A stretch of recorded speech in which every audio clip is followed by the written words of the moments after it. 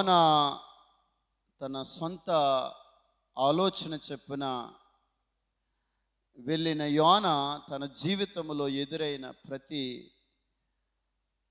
ఆటంకాలకును, ప్రతి ఒక్క అడ్డులను, ప్రతి సమస్యను తన జీవితంలో తాను తెచ్చుకున్నది. ఆఖరికి యోనాలో ఉన్న మంచి లక్షణము మరలా పరిశుద్ధాలయము తట్టు ప్రార్థన, పరిశుద్ధాలయము తట్టు చూసి ప్రార్థించాడు. ప్రార్థించిన వెంటనే దేవుడు తనను బ్రతికించి మరలా నిలబెట్టడానికి ఇష్టపడ్డాడు. మన జీవితంలో ఎన్నిసార్లు మనము లోకములో పడిపోయినప్పటికీ కూడా ఆయన మరలా మనలను బ్రతికించి నిలబెట్టగలిగిన సమర్థత కలిగినవాడు. కానీ యోనా పరిశుద్ధాలయము తట్టు చూసినట్లుగా మనము కూడా ఆయన పరిశుద్ధాలయము తట్టు చూడాలి. యోనాకి మొదటిసారి దేవుడు బుద్ధి చెప్పాడు. దెబ్బ కొడితే గాని బుద్ధి రాదు. యోనాకి మొదటిసారి దెబ్బ కొట్టాడు. ప్రార్థన చేయట్లేదని, నా మాట యందు నమ్మిక లేదు లేదా నిర్లక్ష్యము కలిగి ఉన్నాడని, చెప్పింది చెప్పినట్లుగా చేయటం లేదు, దూరముగా ఉన్నాడని, ఎవరికి ఎన్నడూ ఎప్పుడు చెయ్యలేని, చూపించలేని కఠినమైన శిక్షను చూపించాడు. యోనాకు అర్థం కాల, అసలు ఎక్కడున్నానో కూడా అర్థం కాల. అటువంటి కఠినమైన శిక్షలోనికి వెళ్ళిన అతను ప్రార్థన చేయగా దేవుడు అతనికి మేలు చేశాడు. ఇప్పుడు మేలు చేశాక తర్షీషుకి వెళ్ళిన వాడు ఎక్కిన యోనా చేప ఎక్కడికి తీసుకొచ్చి పడేసింది? నినెవేకి తీసుకొచ్చి పడేసింది. ప్రభువారు ఎక్కడికి వెళ్ళమన్నాడు? నినెవేకే వెళ్ళమన్నాడు. నినెవేకి తీసుకొచ్చి అక్కడ పడేసింది. యోనా చెప్పాడా చేపకి? మాట చెప్పండి. ఇక్కడ యోనా చెప్పాడా చేపకి? చెప్పలేదు. యోనా 10 సార్లు అనుకున్నాడా నేను నినివే వెళ్ళాలని? లేదు. వాడ నాయకులు దింపే ముందు, పడేసే ముందు చెప్పారా నినివేకి వెళ్ళి బాబు అని? లేదు. మరి ఎలాగూ నినివేలో చేప కక్కింది? దేవుడు చెప్పాడు. దేవుడు తన ప్రణాళిక చెప్పున మనుషులను నడిపిస్తాడు. ఆయన ప్రణాళిక లేనిది ఏది నీ జీవితంలో జరగదు. అది కష్టమైనా, అది ఇబ్బంది అయినా, అది కన్నీరైనా, అది పిల్లల విషయంలో సమస్య అయినా, అది కుటుంబంలో సమస్య అయినా, అది ఆర్థికమైన పరిస్థితులైనా, ఏదైనప్పుడు కూడా దేవుడు నీకు అనుమతినిస్తాడు. నేను మాట చెప్పనా? నీకు బాగా డబ్బు ఉందనుకో, పనికి వెళ్తావు నువ్వు? అట్టా చూస్తున్నారేంటండి? బాగా ఇంట్లో డబ్బు ఉంటే పనికి వెళ్తారా మీరు? ఎంత ధీమా వచ్చేస్తుందో తెలుసా? మన దగ్గర ఏదైనా విస్తారముగా ఉంటే మనం ఏ పని కూడా చేయడానికి ఇష్టపడం, దాని మీద మనసు పెట్టం. అందుకని కొన్ని పరిస్థితుల్లో దేవుడు మనకి ఆర్థికమైన పరిస్థితులు కానీ, కుటుంబ పరిస్థితులు కానీ, కుటుంబం నుంచి ఒత్తిళ్ళు కానీ, కుటుంబం నుంచి వేదన కానీ కొన్ని నెలలు, సంవత్సరాలు దేవుడు ఉంచుతాడు. ఎందుకంటే నిన్ను అనుభవంలోనికి నడిపించడానికి. తర్వాత అవి ఉండవు. ఎందుకంటే నువ్వు అనుభవం కలిగిన వ్యక్తిగా మారిపోయావు. నెక్స్ట్ ఏం జరగబోతుందో అనే దానికోసం నువ్వు జాగ్రత్త పడగలుగుతావు. నా ఉద్దేశ ప్రకారం యోనా ఇక ఎన్నడూ అలాంటి పని చేయలా. ఎందుకో తెలుసా? యోనాకు అనుభవం వచ్చింది. అనుభవంలో పాఠాలు నేర్చుకున్నాడు. ఈరోజు మన జీవితంలో ఎదురైన ప్రతి పరిస్థితులకి దేవుడు నాకు ఒక అనుభవంలోనికి నడిపిస్తూ ఉన్నాడు. దీని నుంచి ఒక పాఠము నేర్చుకుంటున్నాను. నేను మౌనంగానే కనిపెడతానని. కనిపెట్టు. ఇంకో మాట చెప్పనా, నువ్వు మౌనంగా నీవు కనిపెట్టు. చూడు, నీ ఎదురింటి వారైనా, నీ ప్రక్కింటి వారైనా, నీ స్నేహితులైనా, నీ ఆఫీసులో ఉన్నవారైనా, నీ కొలీగ్స్ అయినా, లేదంటే నీ వ్యాపారం దగ్గర ఉన్నవారైనా, ఎక్కడ నీకు శత్రువులుగా నీ మీద పడని వారు ఉన్నా, నీ మీద వ్యతిరేకంగా ఉన్నా, నీవంటే మాట అంటేనే పడని వారు ఎవరైనా ఉన్నా, నీ చూపు పడినా, నీ ముఖం చూడాలని అనుకోలేని వారు ఎవరైనా ఉన్నా, నీవు కనిపెట్టుకొని ఒకరోజు అలా కనిపెట్టుకుంటూ చూస్తూ ఉండు. ఒకరోజు నువ్వు కనిపెట్టుకున్న దాని నిమిత్తము దేవుడు అనుభవపూర్వకంగా వెళ్ళిన నీకు పాఠాలు నేర్పుతూ నీకే దేవుడు జయాన్ని ఇవ్వబోతా ఉన్నాడు ఆయన. హల్లెలూయా. ఓపికతో కనిపెట్టాలి. ఓపికతో ప్రభు దగ్గర కనిపెట్టే జీవితాన్ని ఇవ్వమని ప్రభు దగ్గర అడగాలి. ప్రతి సమస్య, ప్రతి రోగము, ప్రతి వేదన, ప్రతి దుఃఖము దేవుడు అనుమతి లేనిది ఏది రాలేదు. మనం ఏమంటామో తెలుసా, ఎందుకే నాకు ఇది వచ్చింది, ఎందుకురా ఇది నాకే వచ్చింది, నేనేం పొరపాటు, నా కర్మ, నేను ఏ రోజు పాపం చేసుకున్నాను, నా కర్మ. ఇలాంటి మాటలు మనం మాట్లాడుతాం. నా చిన్న అనుభవంలో నుంచి చెబుతున్నాను, ప్రతి సమస్య కూడా ఒక అనుభవం, ప్రతి వేదన ఒక అనుభవం, ప్రతి కష్టము, ప్రతి కన్నీరు, ప్రతి కృంగుదల ఒక అనుభవం. ఆ అనుభవంలో నుంచి బయటికి వచ్చినప్పుడు అప్పుడు ధైర్యవంతులుగా దేవుడు నిన్ను నింపగలుగుతాడు. గట్టిగా చప్పట్లు కొట్టి ప్రభు నామాన్ని మహిమ పరుద్దాం. నిన్ను దేవుడు సింహము వలె, గర్జించే సింహం వలె నిలబెట్టగలుగుతాడు. ఆమేన్. ఇది వరకులాగా కృంగిపోవు. అనుభవంలో నుంచి బయటికి వచ్చిన తర్వాత, ఇది వరకులాగా కృంగిపోవు.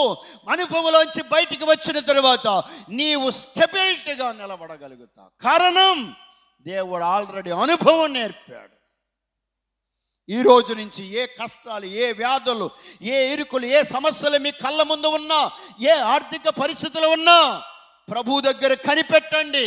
నా కృప కొరకు కనిపెట్టి నా యందు భయభక్తులు కలిగిన వారి జీవితంలో నేను ఎప్పుడు వారిని చూసి ఆనందిస్తాను అంటున్నాడు ఆయన. ఆయన కృప కొరకు కనిపెట్టు. కృంగుదలలో, వ్యాధనలో, కన్నీటిలో, పరిస్థితులు తారుమారైపోయిన పరిస్థితుల్లో మూలన కూర్చొని ఏడవ మాకు. చాతకాని వాడివైపోతావు. శ్రమను చూసి మనము అడుగు వెనకకి వెయ్యకూడదు. రోగాన్ని చూసి మనం అడుగు వెనకకి వెయ్యకూడదు. పరిస్థితులు అనుకూలంగా లేవని చూసి అడుగు వెనకకి వెయ్యకూడదు. మన దేవుడు జీవము కలిగిన దేవుడు. ఆయన రక్షించుటకు, తప్పించుటకు సమర్థత కలిగిన దేవుడు నేను ప్రకటిస్తున్న యేసుక్రీస్తు ప్రభుల వారు. బిగ్గరగా చప్పట్లు కొట్టి ప్రభునామాన్ని మహిమపరుద్దాం. అటువంటి దేవునిని నీవు నమ్ముకున్నావు. రాత్రి కాల సమయమందు మనము ధ్యానం చేసుకున్నట్లుగా ఆయన ఎలాంటి వాడు? గట్టిగా చెప్పాలి, గట్టిగా చెప్పండి. మహోన్నతమైన దేవుడు ఆయన. ఆయనకి చాటైన వారు ఎవరున్నారు? ఆయన ఇంకా మనల్ని ఇష్టపడతా ఉన్నారు. యోనాకు అనుభవం నేర్పిన తర్వాత 3వ అధ్యాయంలో ఇలా అంటున్నాడు. అంతటా యెహోవా వాక్కు 2వ మారు యోనాకు ప్రత్యక్షమై సెలవిచ్చినదేమనగా, నీవు లేచి నినివే మహాపురమునకు పోయి నేను నీకు తెలియచేయు సమాచారమును దానిని ప్రకటన చేయము. 3వ అధ్యాయములో యోనాకి దేవుడు చెప్పిన మాట యోనా విన్నాడా లేదా? గట్టిగా చెప్పండి, గట్టిగా చెప్పండి. 1వ అధ్యాయములో వినలేదు. 1వ అధ్యాయంలో తన చిత్తానుసారంగా చేయడానికి ఇష్టపడ్డాడు. ఎక్కడికి ఎక్కాడు? ఏ ఊరికి వెళ్ళే వాడెక్కాడు? తర్షీష్కి వెళ్ళే వాడెక్కాడు.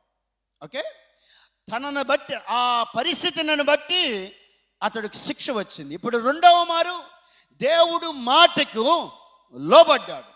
ఏది చెప్పమన్నాడో అది చెప్పడానికి తన హృదయమును సిద్ధం చేసుకున్నాడు. ఎక్కడికి వెళ్ళమన్నాడో అక్కడికి వెళ్ళడానికి ఇష్టపడ్డాడు. ఎక్కడికి నడవాలో అక్కడికి నడవడానికి ఇష్టపడ్డాడు. ఏ నోరు తెరవాలో ఆ నోరు తెరవడానికి ఇష్టపడ్డాడు. అతి సమయమును అతడు ఇంకను సద్వినియోగమే చేసుకొని 3 దినములు ప్రయాణం చేయగలిగిన ఆ పట్టణమునకు 1 దినములోనే ఏం చేశాడు? సువార్తను ప్రకటన చేశాడు.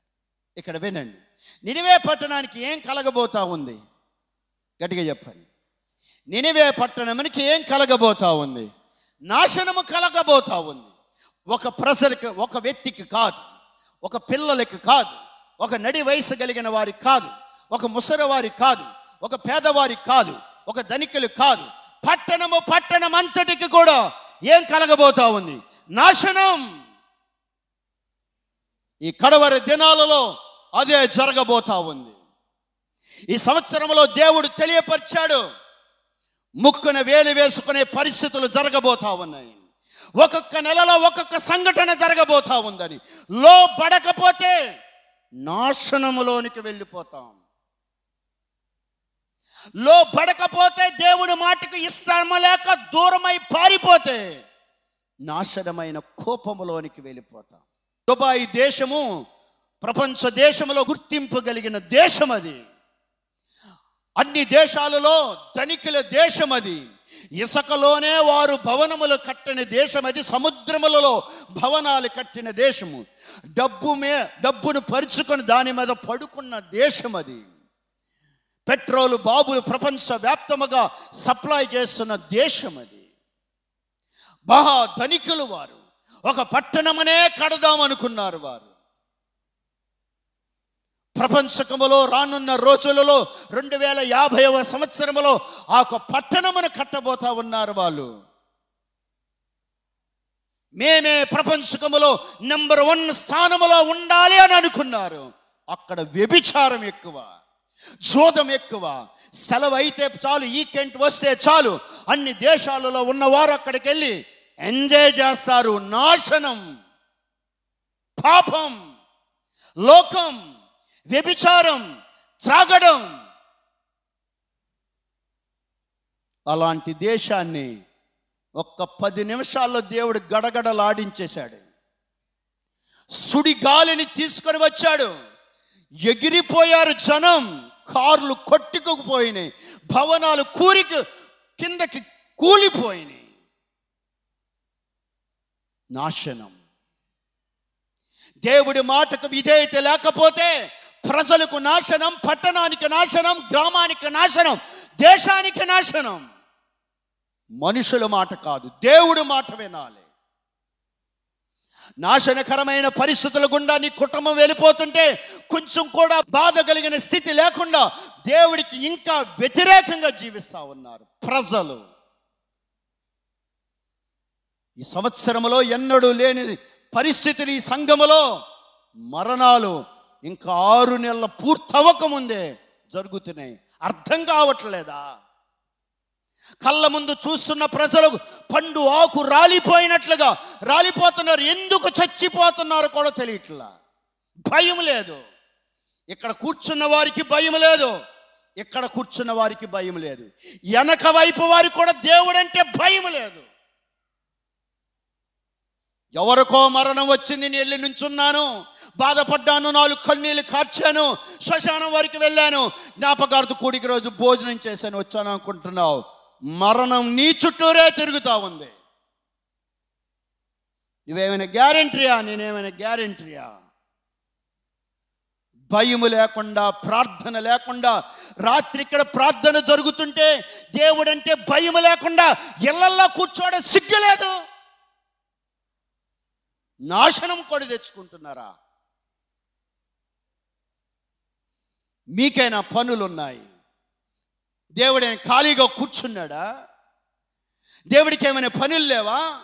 దేవుని సన్నిధిలోనికి వచ్చి ఆయన కాళ్ళు పట్టుకొని ప్రాణం పోసావయ్యా, ఈరోజు బతికించావయ్యా, నువ్వు ఎంత గొప్ప దేవుడు అనడానికి నోరు రాకపోతే నాశనమైన కోపంలోనికి వెళ్ళిపోవలసి వస్తుంది.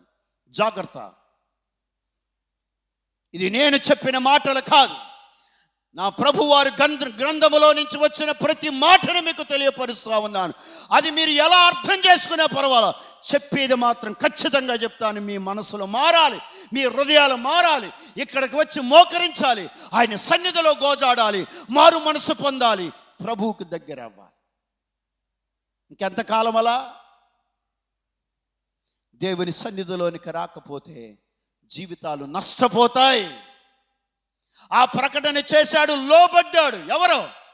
యోనా లోబడ్డాడు. నీ మాట వింటానయ్యో, ఇప్పుడు వెళ్ళి చెబుతానన్నాడు. దేవుడి మాట మనం వింటున్నామా? దేవుడి మాటకు విధేయత చూపిస్తున్నామా? దేవుడి మాటకు మీరు విధేయత చూపించకపోతే సాతాను చేతికి అప్పగించేస్తాడు దేవుడు. అది గ్రంథములో ఉంది.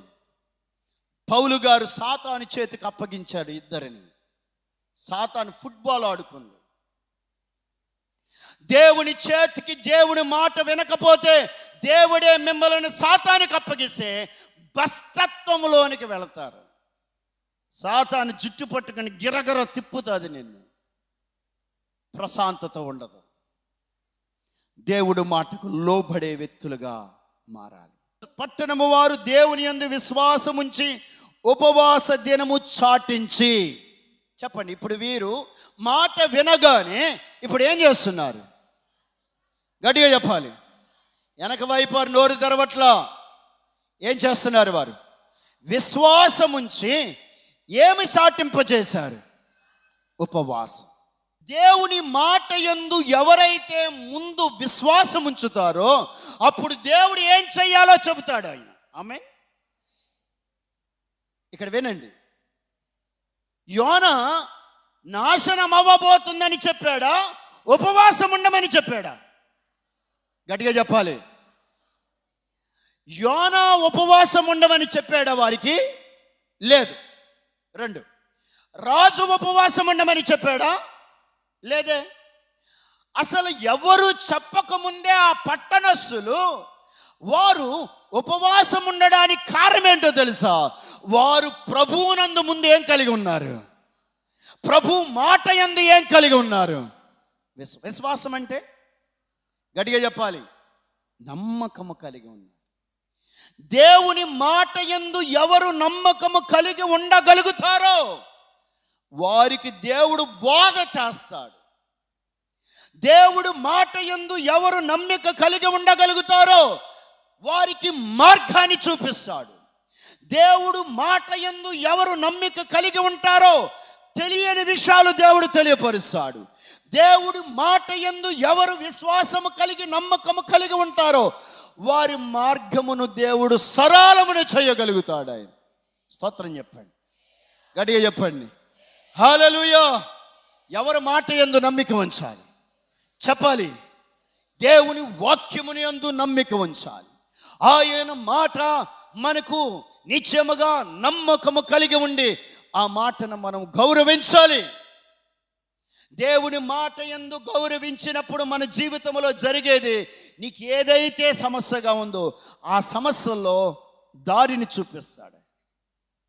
ఇప్పటి వరకు మీ జీవితాలలో ఏ దారి కనబడటంలా, ఇంటి విషయంలో, బిడ్డల విషయంలో, కుటుంబ విషయంలో, భర్త విషయంలో, కూతురు విషయంలో, కొడుకు విషయంలో, భార్య విషయంలో, వ్యాపార విషయంలో, చేతి పని విషయంలో, ఉద్యోగ విషయంలో, బలహీనతమైన పరిస్థితుల్లో, ఆరోగ్య విషయంలో ఏ దారి కనబడటం లేదేమో. దారి కనబడకపోతే, కార్యము జరగకపోతే, మీ జీవితంలో మేలు జరగకపోతే వినండి, ఈ పగటకాల సమయమందు ప్రభువునందు విశ్వాసం ఉంచగలిగితే, నమ్మకము కలిగి ఉండగలిగితే, నా ప్రభువారు నీ సమస్యకు ఒక దారిని చూపించబోతా ఉన్నాడు. ఆయన మేలు జరిగించబోతా ఉన్నాడు. ఆయన ఉన్నతమైన స్థలములో నుంచి నీ కొరకు ఆయన చెయ్యి చాపబోతా ఉన్నాడు ఆయన. హల్లెలూయా. బిగ్గరగా చప్పట్లు కొట్టి ప్రభు నామాన్ని మహిమపరుద్దాం. హల్లెలూయా. దారి చూపించగలిగిన వాడు ఆయన ఒక్కడే. ఆయన మాట మాత్రమే నమ్మాలి. నినివే పట్టణస్థులకి దారి తెలియదు, ఎందుకంటే వారు క్రూరమైన వ్యక్తులు. నినివే పట్టణస్థులకు దారి తెలియదు, ఎందుకంటే వారు బహు పాపమును చేసిన వారు. అటువంటి వారికి దారిని తెలియపరచడానికి కారణం విశ్వాసం. మనం నమ్ముచున్నామా దేవుడి మాటను? నమ్మి నీవు ఆచరణలో పెడుతున్నావా? ఎన్ని ఘట్టాలు చూసినా, ఎన్ని పరిస్థితులు చూసినా, కళ్ళ ముందు ఎన్ని పరిస్థితులు బాధకరమైనవి, గుండెలు తరుక్కుపోయిన కనబడినా, అరే వాక్యానికి లోబడటం లేదే. లోబడని ప్రజల వైపు దినమెల్లా నా ప్రభువారు చాపుతున్నాడు. నీ కొరకే చేతులు చాపుతున్నాడు. ఇశ్రాయేలు ప్రజలు లోబడకపోతే నాశనమైన కోపములోనికి అప్పగించాడు. నేను ఒక మాట చెప్పనా? దేవుడు మాటకు ఒక్కటి లోబడితే చాలు. నీ సమస్యలు, నీకు లోటు, నీ సమస్యలు ఏమిటి, నీ లోటేంటి, నీ పరిస్థితుల్లో దుఃఖమేంటి, నీ కన్నీటేంటి, అన్నిటినీ మబ్బు తొలగిపోయినట్లుగా నా ప్రభువారు తొలగించబోతా ఉన్నాడు. ఆయన మాటకు లోబడాలి. ఇక్కడ వినండి, నినివే పట్టణస్థులందరూ విశ్వాసం ఉంచాక వారు ఏం చేశారంట? గట్టిగా చెప్పండి. ఉపవాసం ఉన్నారు. ఉపవాసం ఉన్నాక ఎందుకు ఉపవాసం ఉంటున్నారు అనేది పట్టణములో ఉన్న ఆ పట్టణమును ఏలుతున్న రాజు దగ్గరికి సమాచారం వెళ్ళిపోయింది. ఇప్పుడు చెప్పండి, రాజు ఏమనాలి? మనం ఉంటే ఏమంటాం? ఏయ్, నాకు చెప్పకుండా ఏంట్రా పట్టణములో జరుగుతున్నది? నాకు చెప్పు చేయాలిగా. ఎవడరా దేవుడు? దేవుడు లేదు, ఏమీ లేదు, నోర్మేసుకొనండి, అందరూ బాగా తినండి, త్రాగండి, పాపం చెయ్యండి అని అంటాం. ఆ మాట వినగానే అబ్బా ఎంత గొప్ప రాజు అండి ఆ రాజు. ఆ మాట వినగానే సింహాసనం మీద నుంచి ఏం చేశాడంట? దిగిపోయాడు. స్తోత్రం చెప్పండి, హల్లెలూయా. ఇప్పుడు చెప్పండి, ఈ రాజు క్రైస్తవుడా అన్యుడా? గట్టిగా మాట్లాడాలి. ఈ రాజు క్రైస్తవుడా అన్యుడా? ఓడలో ఉన్నవారు, ఓడ నాయకులు క్రైస్తవులా అన్యులా? అన్యులు లోబడ్డారు యెహోవాకు, అన్యుడు లోబడ్డాడు రాజు యెహోవాకు. ఎక్కడ దిగిపోయాడంట? సింహాసనము దిగిపోయాడు. ఎంత తగ్గించుకున్నాడు. ఈరోజు నేను అడుగుచున్నాను, దేవుడి దగ్గర నువ్వు ఎంత తగ్గించుకుంటున్నావు? ఏం చూసుకొని హెచ్చులోనికి మనం వెళ్తున్నాం? ఒక్క క్షణం మొత్తం మారిపోయే అవకాశాలు ఉంటాయి. నేను 2 వారాల నుంచి ఇదే మాట చెబుతా ఉన్నాను, మీరు జాగ్రత్త పడాలి. తారుమారైపోయే పరిస్థితులు వస్తాయి. ఒక్క క్షణంలోనే అన్నీ అయిపోతాయి. మీరందరూ కూడా వెళ్ళి చేతులు కట్టుకోవాలి. వద్దు, ఆయనకు లోబడితే చాలు. ఆ ప్రభువు కనికరము కొరకు లోబడితే చాలు. ఆయన సింహాసనం దగ్గరికి వచ్చి దేహి అని అడుక్కుంటే చాలు. ఆయన కనికరము పొందితే చాలు. ఎక్కడో ఏదో జరిగింది కదా, నాకేం కాదులే అనుకోమాకు. చెప్పలేం ఎక్కడెక్కడ ఏమి జరుగుతుందో. లోబడాలి. లోబడి జీవితాన్ని సరి చేసుకోవాలి. రాజు దిగిపోయి రాజ్య వస్త్రాలు తీసేశాడట. చెప్పండి, ఏం తీశాడు? ఈ ఘనత నాకు ఇప్పుడు వద్దు, ఈ సమస్య పరిష్కారం కావాలి. ఏంటి ఘనత నీకు ఈ లోకంలో? ఏం ఘనత కావాలనుకుంటున్నావు? ఏ పేరు కావాలనుకుంటున్నావు? ఏ జీవితం కావాలనుకుంటున్నావు? ఏ డబ్బు కావాలి? అవన్నీ నీకు కూడా రావు. అవన్నీ కూడా నిన్ను నిలబెట్టదు, నిన్ను బ్రతికించదు. మనం నార్మల్గా ఉంటే చాలు. మనం ఏ విషయంలో హెచ్చిపోవలసిన పరిస్థితి లేదు. హెచ్చిపోవద్దు. నార్మల్గా తను మారిపోయాడు. రాజ్య వస్త్రాలు తీసి గోని పట్ట కట్టుకున్నాడు. గోని పట్ట, మన దగ్గర గోనులు ఉంటాయి కదా, అది చొక్కాగా గోని పట్టను కట్టుకున్నాడు. అది ఘనత కలిగినది కాదు. దిగిపోయాడు. ఈరోజు పగట కాల సమయమందు నువ్వు ప్రభు దగ్గర తగ్గించుకునే ఆ ప్రార్థన జీవితం కలిగి ఉన్నావా? రాజు అనౌన్స్మెంట్ చేస్తున్నాడు, మంత్రులారా రాని, ప్రజలారా మీ దగ్గర ఉన్న పశువులు, మీ దగ్గర ఉన్న ఒంటెలు, మీ దగ్గర ఉన్న పెంపుడుగా ఉన్న ఏదైనప్పటికీ కూడా అవి కూడా ఉపవాసం ఉండాలి. వాటికి కూడా ఏం కట్టండి, మీరు గోనెపట్ట కట్టండి. అసలు ఎంత మార్పు ఒక్క క్షణంలో వచ్చింది. ఒక మాట చెప్పనా, దేవుడి శిక్ష ఒక్క క్షణంలో వస్తుంది. అదే మార్పు కూడా నీ జీవితంలో ఒక్క క్షణంలో వస్తే నీ జీవితాన్ని సంతోషవంతంగా నా ప్రభువారు మార్చగలిగిన సమర్థత కలిగిన దేవుడు నేను ప్రకటిస్తున్న యేసుక్రీస్తు ప్రభుల వారు. నమ్మిన వారు గట్టిగా చప్పట్లు కొట్టి ప్రభు నామాన్ని మహిమపరదాం. హల్లెలూయా. వినండి, గోనెపట్ట కట్టుకొని అందరితో చెప్పాడు, మంత్రులతో, రాజ్యములో ఉన్నవారు అందరితో. దేవుడు ఒకవేళ మనసు తిప్పుకుంటాడేమో, ఆయన పశ్చాత్తాపడతాడేమో, రావలసిన నాశనకరమైన పరిస్థితిని మన ప్రార్థనల ద్వారా ఆయన రాకుండా ఆపుతాడు. రండి, మనము ఏకముగా కూడి మనం ఆయన దగ్గరికి వెళ్ళి మనం ప్రార్థన చేద్దామని చాటింపు వేశారంట. చెప్పండి, ఏంటది? డప్పు పట్టుకొని చాటింపు వేశారు. దేవుని మాటకు ప్రజలందరూ కూడా ఏమైపోయారు? లోబడ్డారు. దేవుడి మాటకు లోబడటమే కాదు, పసిపిల్లలకి పాలు కూడా పెట్టలేదండి వారు. ఆ పిల్లలు కూడా ఆకలికి ఏడవలా, ఆ పశువులు ఆకలికి నీళ్ళకి ప్రాకులు పడలా. ఎందుకో తెలుసా? వారందరూ యాక మనసుకు వచ్చేశారు. వారందరూ యాక మనసుకు వచ్చారు, యాకాత్మకు వచ్చారు. యాక మనసు, యాకాత్మ ఎక్కడ ఉంటుందో వ్యతిరేకత అక్కడ కొట్టివేయబడుతుంది. జయాన్ని దేవుడు ఇవ్వబోతా ఉన్నాడు. ఆయన చప్పట్లు కొట్టి ప్రభునామాన్ని మహిమపరుద్దాం. సంఘములో యాకాత్మ ఉండగలిగితే, సంఘములో యాక ప్రార్థన ఉండగలిగితే, సంఘములో ఒకే మాట ఉండగలిగితే, సంఘములో ఒకే ప్రార్థన ఉండగలిగితే, సంఘములో ఒకే మనసు ఉండగలిగితే, పరలోకములో నుంచి భూమి మీదకి ప్రభు సన్నిధిని దింపగలిగిన శక్తిమంతులుగా దేవుడు మనల్ని మార్చగలిగిన సమర్థత కలిగిన దేవుడు మనం ఆరాధిస్తున్న యేసుక్రీస్తు ప్రభుల వారు. హల్లెలూయా. యాక మనసు కలిగి ఉండాలి. నినవే పట్టణస్థులు అన్యజనులైన ఏం కలిగి ఉన్నారు? యాక మనసు. పశువులు కూడా యాక మనసు. అందుకని వారికి ఆకలేలా, అందుకని వారు ఎవరు విసుక్కోలా, అందుకని వారు ఎవరు కూడా వ్యతిరేకంగా మాట్లాడలా, ఎవరు వ్యతిరేకమైన ఆలోచనలతో లేరు. ఎప్పుడైతే వారందరూ ఆ మనసు కలిగి ఉన్నారు, ఇప్పుడు దేవుడు పరలోకములో నుంచి తొంగి చూస్తున్నాడు. దేని వైపు? ఎవరి వైపు?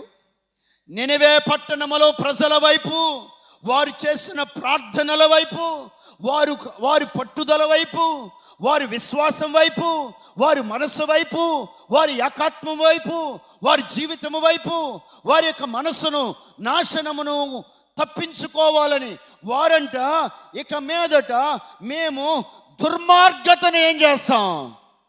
విడిచిపెడతాం. స్తోత్రం చెప్పండి. హల్లెలూయా. ఏం విడిచిపెడతామని అనుకున్నారు? చెప్పండి, గట్టిగా చెప్పాలి. అక్కడ రాయబడిన మాట చదవండి అమ్మా. మనుషులందరూ తమ దుర్మార్గతను విడిచి తాము చేయు బలత్కారములను మానివేయవలెనని అందరూ మనఃపూర్వకంగా చేస్తా ఉన్నారంట. దుర్మార్గతను విడిచిపెట్టారు. రెండవది బలత్కారమును విడిచిపెట్టారు. చెప్పండి, ఏంటది? దుర్మార్గత, రెండవది బలత్కారం. ఆ దుర్మార్గతే ఆ పట్టణమనంతటిని కూడా ఏం చేయాలనుకుంది? నాశనము చేయాలనుకున్నాడు. ఆ దుర్మార్గత వలన పట్టణమంతటికి కీడును రప్పించాలని దేవుడు ఉద్దేశించి ఉన్నాడు. నేను అడుగుచున్నాను, ఏ దుర్మార్గమైన పరిస్థితి గుండా మనం ఒకవేళ వెళుతూ ఉన్నామేమో, ఏ బలాత్కారమైన పరిస్థితి గుండా మనం వెళుతున్నావేమో, దేవుడికి వ్యతిరేకంగా విరోధంగా లెగుస్తున్నావేమో, ఆ భగవంతుడి ముందు మనం విరోధంగా లేవవద్దు. అలా లెగిస్తే ఈ హృదయము నెమ్మది ఉండదు. హృదయము నెమ్మది ఉండకపోతే దుర్మార్గతను ఇంకను ఆచరించడానికి, బలత్కారముల వైపు మనం వెళ్ళడానికి, నాశనమే మనకు ప్రార్థించడానికి అవకాశం కలుగుతుంది. అది ఒక ఊపి రోజు రోజుకి నిన్ను దిగజారుస్తుంది. ప్రియ పురుషులారా, ప్రియ స్త్రీలారా, ప్రియ అక్కలారా, ప్రియ చెల్లుల్లారా, ప్రియ తమ్ముళ్ళారా, ప్రియ అన్నలారా, అమ్మలారా, అన్నలారా, నాన్నలారా, వినండి. తప్పక మీ జీవితంలో బలత్కారము నుంచి, దుర్మార్గత నుంచి, దేవుడికి విరోధముగా ఉన్న వారిని దేవుడికి విరోధంగా మారే స్థితి నుంచి విడుదల పొంది ఆ నినివే పట్టణస్థుల్లో విశ్వాసము కలిగి ప్రార్థన చేసినట్లుగా మీరు ప్రార్థన చేయడానికి ఇష్టపడండి. లేదు, నేను అలా చెయ్యను, నా వల్ల కాదు, నా మనసు మారదనంటే రెండవ మరణం ఉంది. ఈ మరణమును ఎవరికైనా వస్తుంది, కానీ రెండవ మరణం ఉంది, అది నరకం. ఆ నరకములో నిత్యము యాతన పడవలసి వస్తుంది.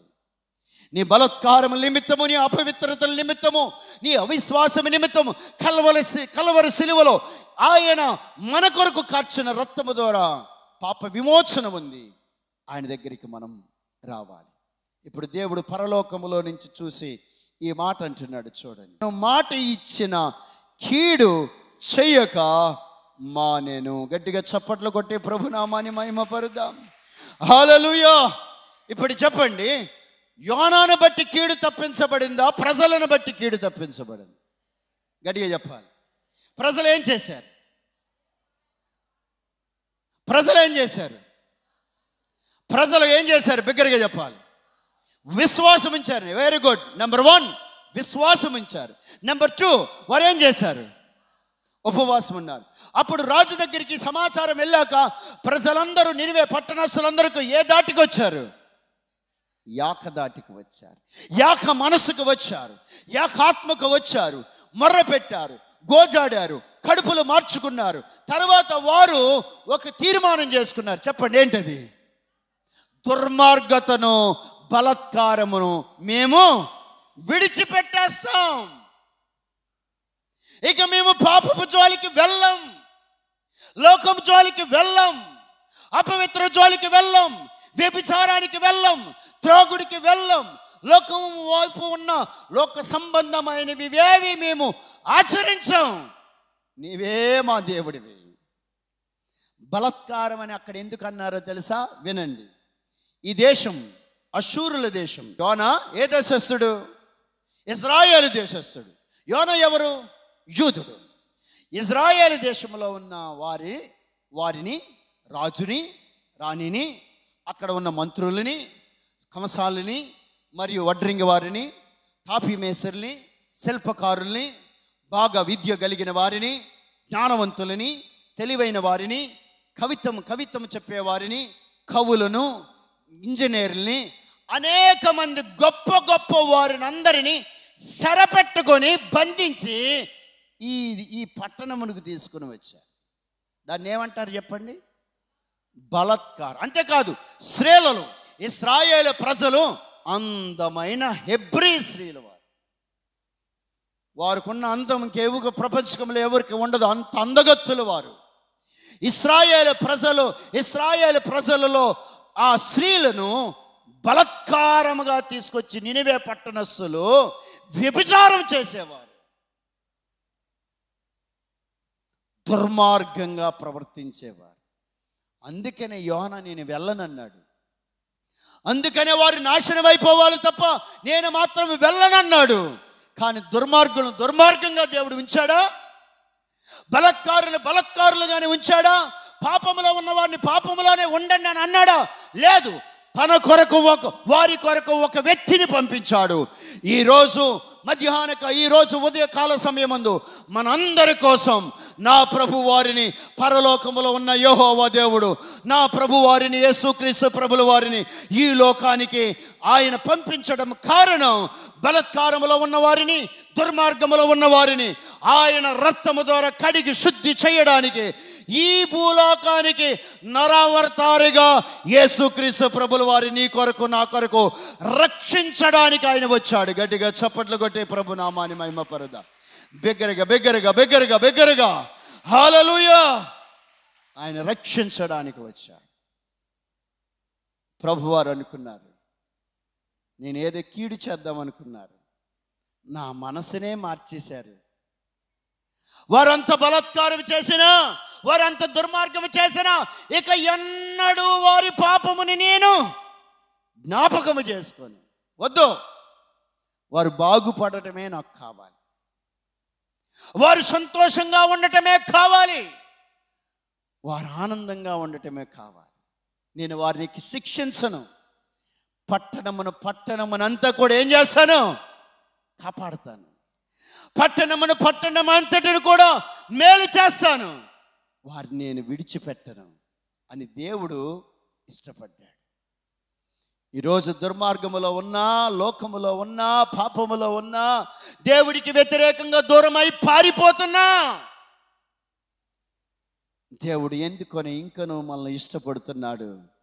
ఇక ఎన్నడూ నీ పాపమును జ్ఞాపకము చేసుకోడు. ఆయన దగ్గరికి వచ్చి నినవే పట్టణస్థులు ఒప్పుకున్నట్లుగా ఒప్పుకుంటే ఆయన జ్ఞాపకము చేసుకోడు. రా ఆయన పాదాల దగ్గరికి వచ్చి బ్రతిమలాడు, కన్నీరు కార్చు, పాపములన్నీ ఒప్పుకొని పరిశుద్ధమైన వ్యక్తిగా, పవిత్రమైన వ్యక్తిగా ప్రభు వైపు చూసి, నాశనము నుంచి నన్ను తప్పించు, దుర్మార్గత నుంచి నన్ను తప్పించు, బలాత్కారం నుంచి నన్ను తప్పించు, ప్రశాంతమైన జీవితమును నాకు, నా కుటుంబానికి, నా బిడ్డలకి అనుగ్రహించు ప్రభువా, నీ సంరక్షణలోనే నేను ఉండాలి ప్రభు అని ఎవరైతే ఈ ఉదయకాలం ప్రార్థన చేస్తారో ఖచ్చితంగా కీడును తప్పించి నా ప్రభువారు మరలా సంతోషకరమైన ఆనమాలు నీకు కనిపింపచేసి అది నీవు అనుభవించేటట్లుగా నా ప్రభువారు చేసి నిన్ను నడిపించి బలపరిచి నీ తలెత్తుకునేలాగా చేసి ఆరోగ్యవంతుడిగా, ఐశ్వర్యవంతుడిగా, సంతోషవంతుడిగా అన్ని విధములో నిన్ను నిలబెట్టి బలపరిచి అనేక మందికి ఆశీర్వాదకరంగా నా ప్రభువారు మార్చి బలపరచునుగాక. గట్టిగా చప్పట్లు కొట్టి ప్రభునామాన్ని మహిమపరదా. అట్టి కృప యేసు ప్రభువారు మనకందరికీ ఆయన అనుగ్రహించునుగాక. చెప్పండి ఆమె.